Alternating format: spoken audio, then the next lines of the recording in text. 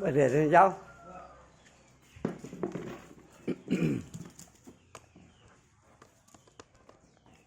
Ra.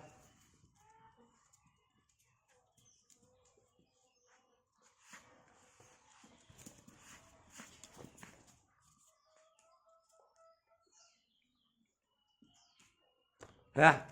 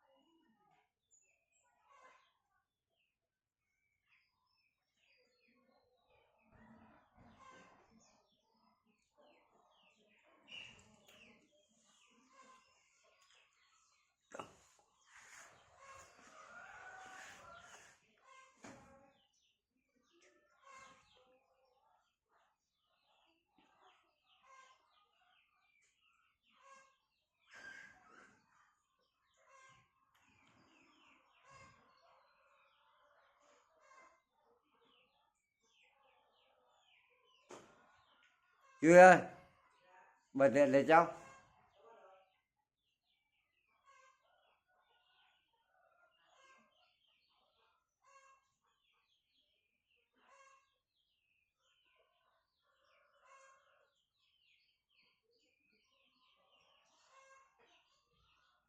Điện lên tao xem hai cái cột dài gọi đầu.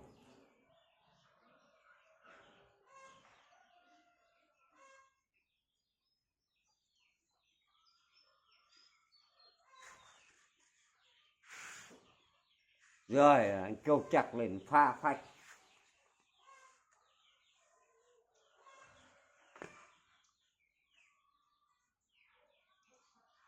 Tao là không thèm đến thì cứ còn lần là mà đến với tao.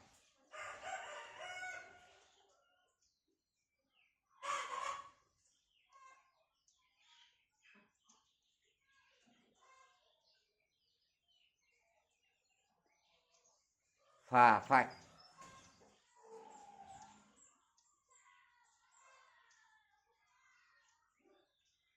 Trời trời, tao mà thấy dí cái ngô bộ tao chặt tay luôn.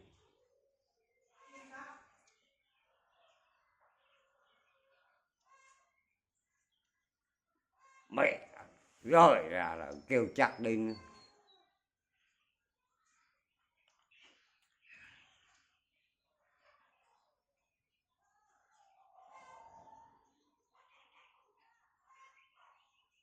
Trời, đấy là đồng nhầm đến nữa.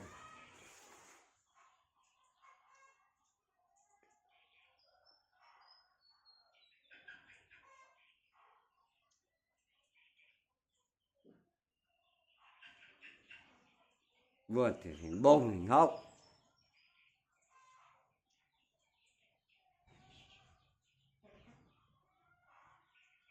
Đi ngủ đây xoài là lấy hạt rồi mỗi đứa mới đợp nó còn mồ nữa.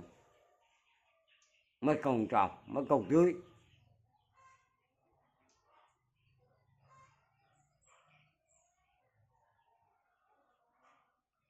Kêu chặt.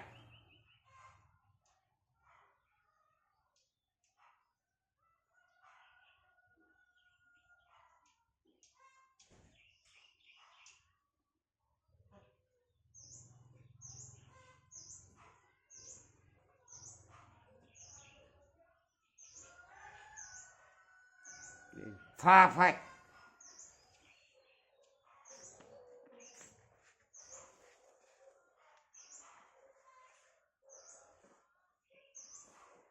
À mà chịu được.